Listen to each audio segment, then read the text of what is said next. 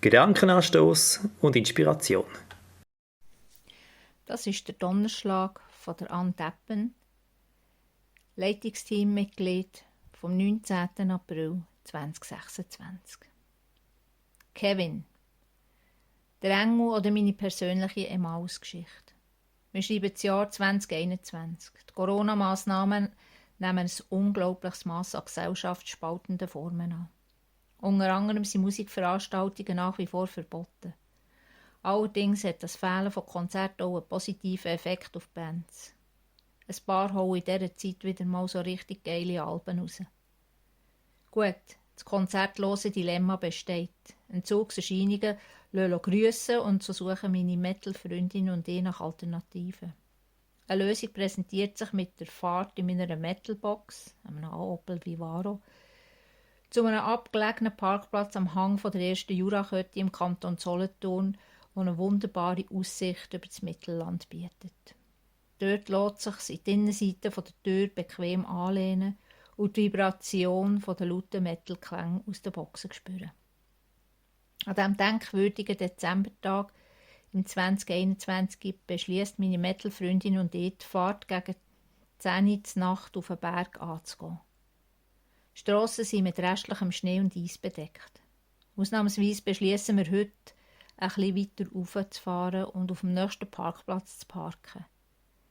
Schon gleich merken wir, dass das keine besonders gute Idee ist. Die Räder von meiner Perle drehen durch. Kein Vorwärtskommen mehr auf dieser engen Bergstrasse. Rechts von der Fahrbahn ist ein Geländer, das eine Abschrankung zu einem steilen Bergabhang mit Bäumen markiert. Links Felsen. Eine kleine Nische könnte als Parkmöglichkeit dienen, aber das Fahrzeug ist zu gross. Was machen? Offenbar ist es sehr ernst, weil ich stelle die Musik ab und das ist im Fall kein gutes Zeichen. Meine Metal-Freundin verlässt den Fahrzeuginnenraum mit Wollendecken. Die Strasse lässt nur behutsames Vorankommen zu.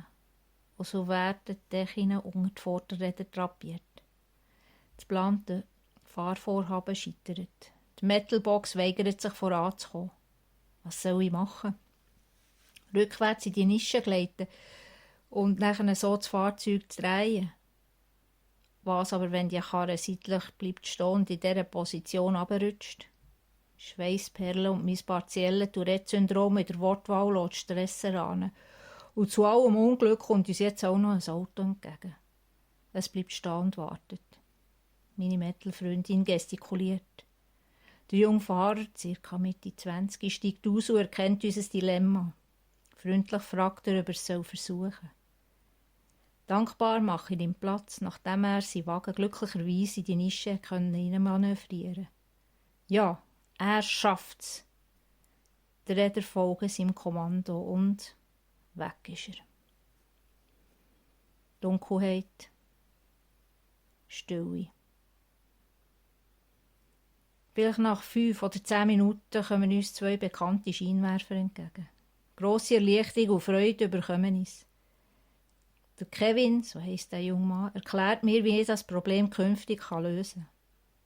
Voller Dankbarkeit fragen wir ihn, ob er mit uns auf dem Parkplatz ein bisschen Punsch und selber gemachtes Weihnachtsgebäck geniessen möchte.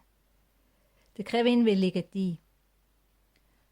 Als wir dort ankommen, mache ich die Türen vom Laderaum auf. Ins Fahrzeug hineinsitzen dürfen wir ja laut Bundesamt für Gesundheit ohne Maske und Distanz nicht. Also stehen wir zu dritt an der frischen Luft, geniessen den Punsch und das Gebäck. Dazu plaudern wir, lernen unseren sympathischen Retter kennen, der nach dem anschliessenden Verabschieden nie mehr gesehen wird.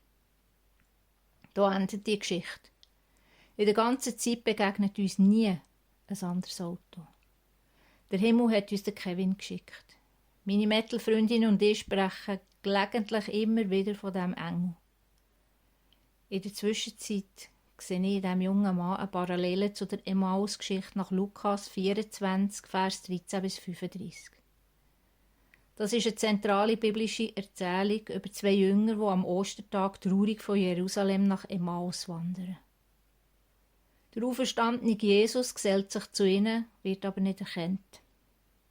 Erst beim gemeinsamen Brotbrechen erkennen sie ihn und gleich darüber runter verschwindet er.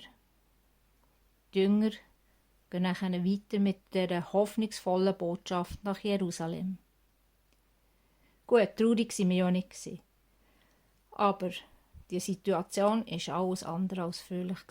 Und nach dem Erscheinen und Eingreifen von Kevin in dieser sonst schon schweren Corona-Zeit haben wir uns einfach nur glücklich, zufrieden und dankbar gefühlt. Im Nachhinein denke ich aber auch an die Stelle, denn wo 2 oder 3 in meinem Namen versammelt sind, da bin ich mitten unter ihnen. Matthäus 18, Vers 20.